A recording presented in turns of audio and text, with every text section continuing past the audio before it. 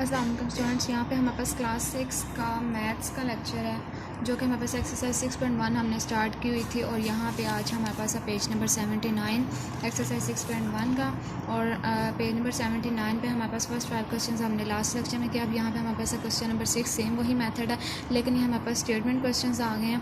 तो इसमें हम क्या करेंगे, इन अ बेकरी, उन्होंने कहा जी एक बेकरी है जिसमें हमारे पास the ratio of the sale of bread to eggs, यानी कि ब्रेड और एग्स की सेल जो है उसकी रेशो हमें दी है 2:3 and the sale of eggs to milk is 3:1 और एग्स और मिल्क की जो रेशो है वो 3:1 दी है।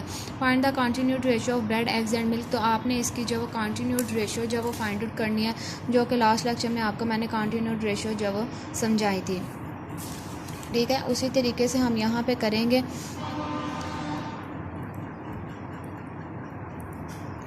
क्वेश्चन नंबर 6 हमारे पास क्या है, ratio of bread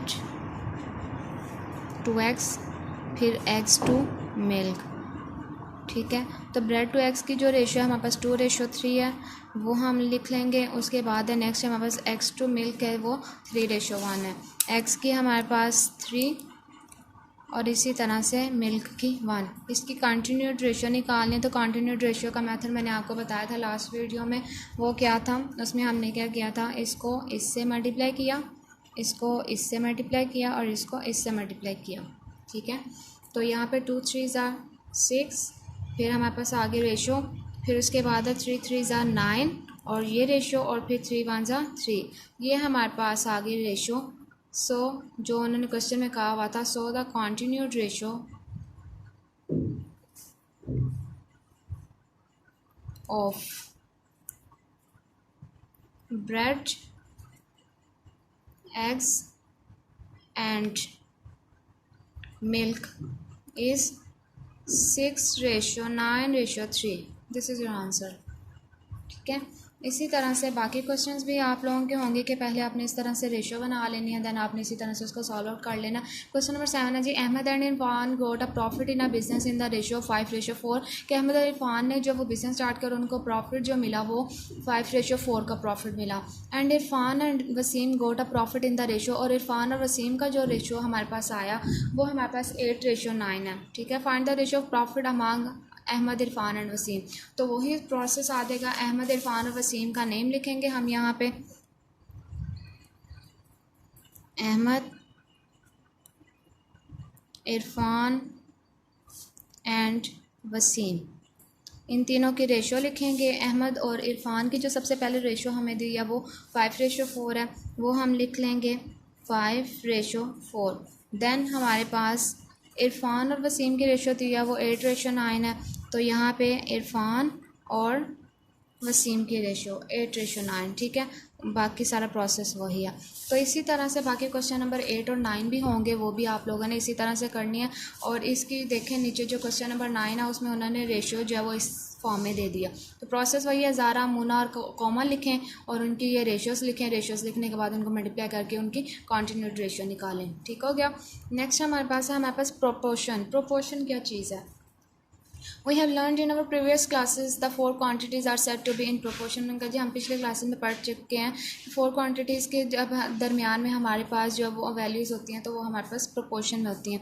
if the ratio of the first to the second is equal to the ratio of the third and fourth, अगर हमारे पास फर्स्ट और सेकंड की रेशो जो वो थर्ड और फोर्थ के इक्वल हो, in other words the fourth quantities A B C and D are in proportion.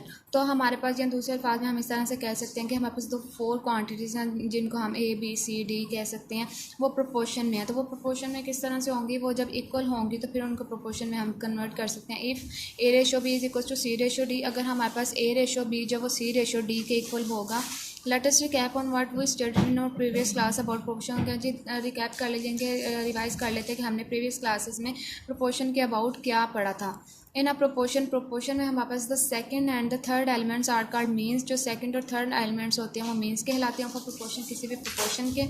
And the first and the fourth elements, और उसका जो फर्स्ट और फोर्थ एलिमेंट है are called extremes of the proportion, उसके proportion के extremes कहलाते हैं।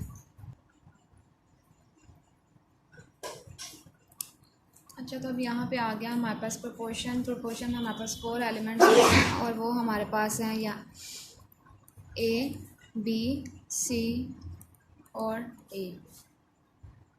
तो इसमें हमारे पास ए बी सी डी ये हमारे पास 4 क्वांटिटीज़ हैं। इन 4 क्वांटिटीज़ के दरमियान हमारे पास रेशियो है, और ये जो हमारे पास 4 डॉट्स हैं यानी कि डबल रेशियो जब आ जाती है तो इसको हम प्रोपोर्शन बोलते हैं। और प्रोपोर्शन की जगह पे हम उसको ख़त्म करके इक्वल का साइन भी लगा सकते हैं, ठीक है, यानी कि ये लिख लें ये दोनों इक्वल ही होंगे। अब हमारे पास आ गई बात एक्सट्रीम्स और मीन्स की। एक्सट्रीम्स और मीन्स क्या होते हैं? ये हमारे पास जो सेंटर वाली वैल्यूज़ होंगी वो हमारे पास होंगी मीन्स, ठीक है, और उसके बाद जो हमारे पास आउटसाइड होंगी वो हमारे पास होंगी एक्सट्रीम्स, ठीक है।